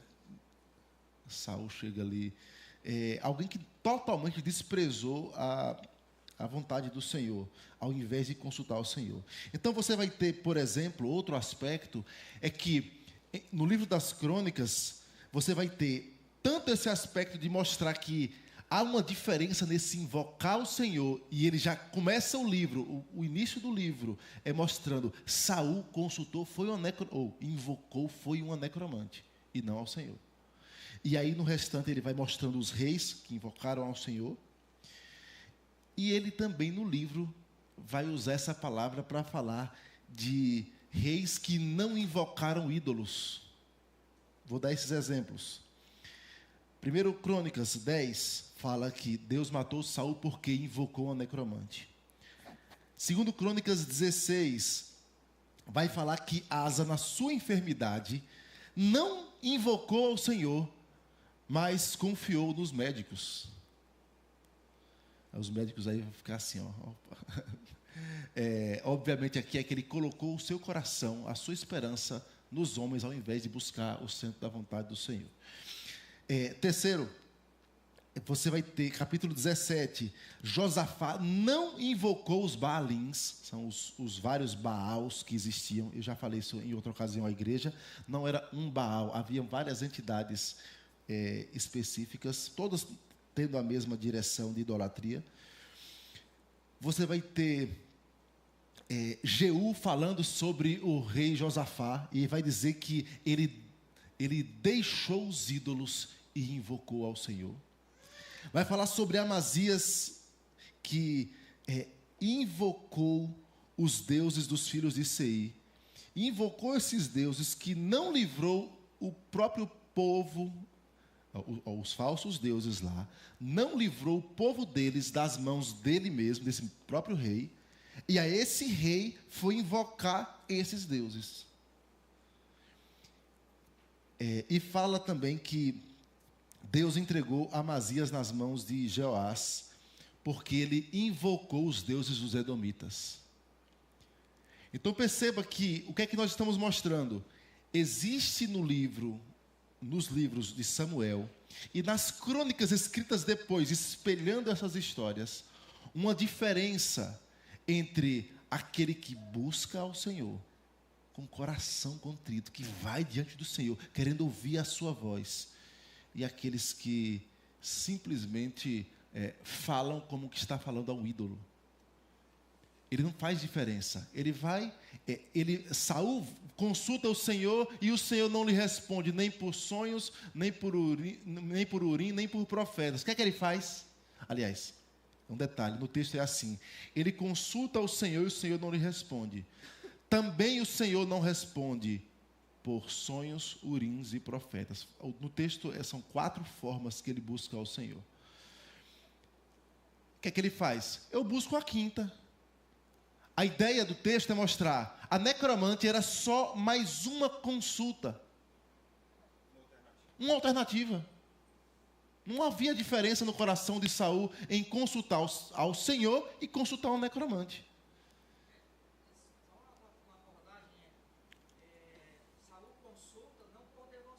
Exatamente.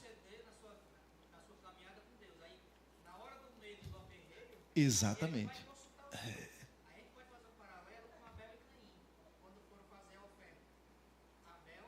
Não faz por devoção, exatamente. Exato.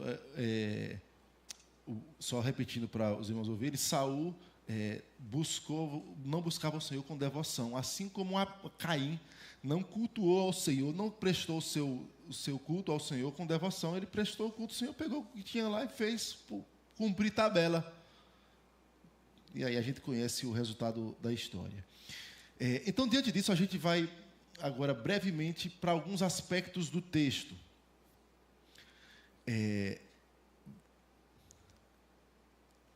Eu havia colocado aqui alguns exemplos, mas vamos para o texto. No texto nós temos alguns pontos. Versículo 6. Deus negou respostas via profetas. Samuel era o quê? Profeta. Como, pois, essa resposta poderia vir por meio do profeta Samuel, se Deus lhe negou respostas por profetas? Aí você tem um problema. Versículo 10. O nome do Senhor é colocado em vão no texto. Lembra como Saul fala? A mulher fala assim: você está vindo aqui, o que é que vai acontecer comigo? Então, olha a devoção de Saul. Tão certo como vive o Senhor, tão certo como vive o Deus da aliança, nada de mal vai te acontecer. As promessas da aliança falam que os necromantes vão ser o quê? Vão ser eliminados. Terceiro aspecto do texto que eu destaco: a médium não se espanta ao ver Samuel. Mas ela não dá um grito aí? O grito dela não foi por causa de Samuel, não. O grito foi porque ela descobriu que era Saul. Ela se espanta e fala: você é Saul? Ela fala que viu um Deus e não se espanta. Ela se espanta com aquele que está ali na frente dela, Saul. Quarto, a visão da narrativa é de um Deus. É estranho para a narrativa tratar um profeta desse jeito. Até esse profeta recebe alguém que se ajoelha diante dele e Saul cai em terra, se ajoelha diante dessa entidade e o profeta não manda ele levantar. Vocês lembram das escrituras? Normalmente é assim, né? Não, levanta, eu sou conservo teu. Até o anjo não recebeu esse tipo de reverência. Mas vamos lá. Tá bom, alguém pode dizer, não, isso aí é porque ele estava ali diante de uma autoridade, era uma honra. Mas vamos andando. A ascensão na narrativa vem da terra. E a Bíblia deixa claro o aspecto de, didaticamente, você vai encontrar a morada do Senhor para cima. É didático isso. Isso não é geográfico. Alguém pode confundir. Para que lado fica o céu? Didaticamente, a Bíblia fala de Cristo subindo. Elias vai para onde? Sobe num redemoinho. Então é estranho também, porque o que volta à terra é o corpo. O pó volta à terra. E o espírito vai para onde? Para a terra? Volta a Deus que o deu. Outro aspecto, Saul escolhe quem quer ver. Quem é que você quer ver? Ele fala, não, eu quero ver. E ele identifica sem ver, versículo 14. Ele escolhe quem quer ver e ele identifica sem ter visto. Saul não viu. A mulher que fala o que ela viu. Outro aspecto, no texto há uma expressão assim. Samuel, versículo 15. Samuel disse a Saul: por que me inquietaste fazendo-me subir? Esse fazendo-me subir, no texto hebraico, o verbo está numa inclinação que fala assim: você é o causador da minha vinda. Não foi nem a necromante, nem Deus. Samuel é o causador, é o agente causador da vinda dele. Saul seria o agente causador da subida de Samuel, e não Deus, nem a necromante. No texto fala, ele é o causador. Por que você me faz subir? Você causou o meu subir. Outro aspecto, no mesmo versículo 15. E subir da terra, exatamente, subir. Outro aspecto, Samuel está perturbado. O texto fala assim, ó. Por que me inquietaste? Aí o verbo é por que você causou. É a mesma ideia de causativa. Por que você causou a minha perturbação? O homem está nos céus, no seio de Abraão, no gozo eterno, e está perturbado. Tem uma coisa estranha nesse relato. É porque o contraste, irmãos, é entre quem consulta o Senhor e quem consulta os ídolos. O contraste desses livros é claro. Quem consulta o Senhor, Deus responde. Quem consulta os ídolos, a resposta vai ser conforme a multidão dos seus ídolos. Os outros reis lá, os Baalins, os deuses dos Edomitas, e aqui Saul consultando os mortos, vai ser conforme a multidão dos seus ídolos. Ele vai ver o que ele quer ver. Mas o texto deixa muito claro, irmãos, que há uma narrativa completa e não pontual. Ele falou, viu Samuel e... Samuel falou? Não. você vai perceber que é uma construção mostrando existe uma diferença entre consultar o Senhor e o Senhor lhe responder. E você desprezar o Senhor e o Senhor não te responder. Então, não tem como você se aproximar desse texto e pensar, Samuel voltou. Nunca aconteceu isso na história. E alguns tentam comparar esse texto com o texto lá da transfiguração. Qual é a grande diferença? A grande diferença é que Moisés e Elias não falou com ninguém. Humano, meramente humano. Moisés e Elias falaram com Cristo, próprio Deus. Você não tem nenhum relato bíblico de homens se comunicando diretamente com mortos. Você vai ter, por exemplo, as Escrituras falando assim, que o inimigo se transforma em anjo de quê? De luz. Outro texto, Paulo fala que aqueles que sacrificam aos ídolos, a quem que sacrificam? Aos demônios. Paulo fala, a demônios que sacrificam. Então, pode haver aparência, pode. Pode haver resposta, pode. Mas atribuir essa resposta ao Senhor é um equívoco total diante do que a palavra de Deus ensina. Irmã Gessília? Pastor, só Deus é onisciente. Como é que Satanás sabia o que ia acontecer na guerra? Pronto. Na verdade, você vai ter todos os indícios e palavras de Deus direcionadas ao fim de Saul. Você não tem Satanás sabendo do futuro, mas, por exemplo, você tem Satanás sugerindo detalhes. Ele sugere a Davi para fazer o censo, e Davi faz o quê? Faz o censo. Você vai ter aspectos ligados à vida de Judas, por exemplo, que Satanás entra nele. Satanás sabia que Judas ia trair Jesus? Sabia ou não sabia? Ele não sabe do futuro. Mas Deus lhe deu permissão para entrar em Judas e trair Jesus. Não seria difícil... pronto, vou dar outro exemplo melhor. Vocês lembram daquela endemoniada, eu não vou lembrar o texto exato, em Atos, que ela começa a falar a verdade sobre Paulo, que são homens de Deus, lembram? E nem conhecia aqueles homens.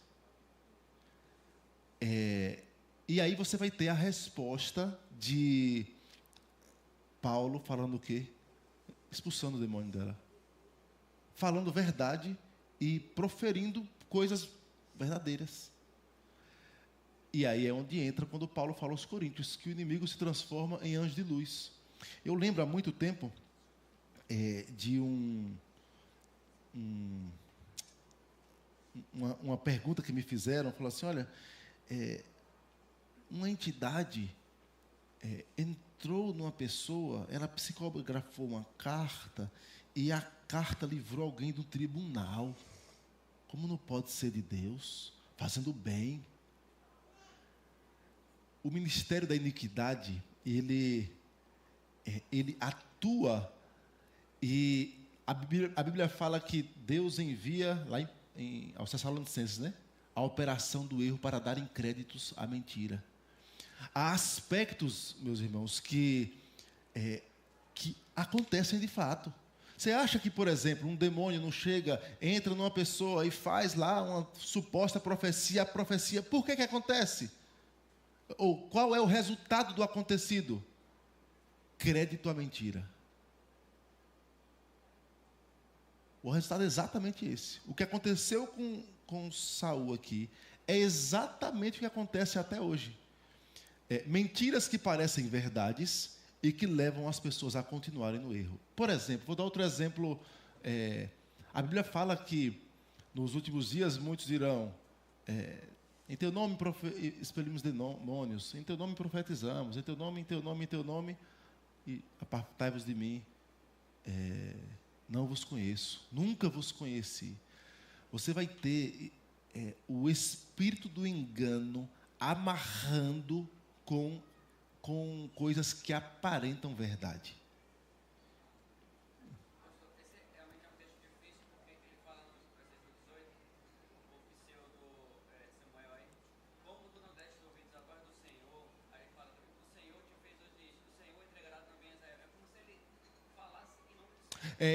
Essa é a dificuldade do texto mesmo, porque ele pega e faz o seguinte, só que lembre que isso aqui é uma narrativa, tem mais aspectos, eu vou dar exemplo. Quem foi que contou ao autor o que aconteceu? Tinha 3 pessoas só. Quem era? Saul e 2 homens. Foi Saul que contou? Não foi. O relato do acontecido foi desses 2 homens. A fonte da narrativa foi esses 2 homens. E aí o autor, ele vai naturalmente redigindo. Você conta uma história, olha, e aí chegou lá, aconteceu isso. E aí ele abre e vai dar a voz do que aconteceu. Então, mas há um aspecto antes disso. Entendendo Saul que era Samuel. Nem a mulher disse que era Samuel. Ela fala assim, eu vejo aqui um Deus, um ancião, subindo vestido com a capa. Ela dá só uma... aí, é Samuel. O texto deixa claro, deixa eu só voltar aqui. Versículo 14. Perguntou ele, como é a sua figura?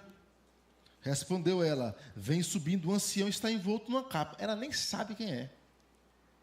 Aí o que é que ele fala? Entendendo Saul que era Samuel, ele fala, inclinou-se com o rosto em terra e se prostrou. E aí ele vai agora dar voz a este que Saul entendeu que era Samuel. Agora, se a gente for pegar, ela fala que amanhã vai ser entregue. Olhando assim, sem entender muito a cronologia, não dá a entender que foi amanhã, porque é depois que Davi derrota que fala que aí depois acontece. Só de perseguição, Davi levou 3 dias naquele carro de Ziclague. Ziclague, 3 dias. Ela tinha uma previsão, Satanás tinha uma previsão. Tem uma previsão do que o Israel ia perder. Porque Deus rejeitou Saul. Isso. Agora, ela errou completamente. Não foi no dia seguinte. Isso é importante para a pergunta da dona Gessília, porque você vai ter os indícios bem claros. Ele começa o texto dizendo, Samuel morreu, Deus não responde Saul. O que aconteceu das outras vezes quando Deus não respondeu Saul? Derrota. Então, ele tem essa previsibilidade, e até nós temos. Quando nós olhamos para um relato, nós conseguimos. Eu vou dar um exemplo bem simples. Você pega e vê um filho andando com más amizades. E ele fala, não, eu vou continuar com meus amigos. Você vai batata, vai quebrar a cara. Nas coisas simples. E nesse aqui, o próprio contexto do livro vai dar esses indícios de Saul só sofrendo. Deus rejeitou. Ele vai sempre perder. Enquanto ele ficar com o coração assim, e ele é obstinado, buscando por meio de necromante, vai ganhar? Vai perder. Foi assim na história de Israel. Busque os ídolos e perca. Então você tem esses indícios. Eu encerro com algumas aplicações bem diretas. Nem tudo que aparenta ser certo é aprovado pelo Senhor. Deu certo, vai dar certo. Eu senti paz, deu certo. Deu? Pode ser que tenha dado. Você ouviu alguma coisa, você viu alguma coisa, você fez e funcionou, fez e não se deu mal. Nem tudo que aparenta dar certo é aprovado pelo Senhor. Jonas fugiu da vontade do Senhor e achou foi um barquinho, entrou lá e dormiu. Se a história parasse ali, você ia ficar assim, se deu bem, hein? Fugiu do Senhor, desobedeceu e ainda achou um barquinho aí no canto para dormir. Segundo, Deus requer obediência.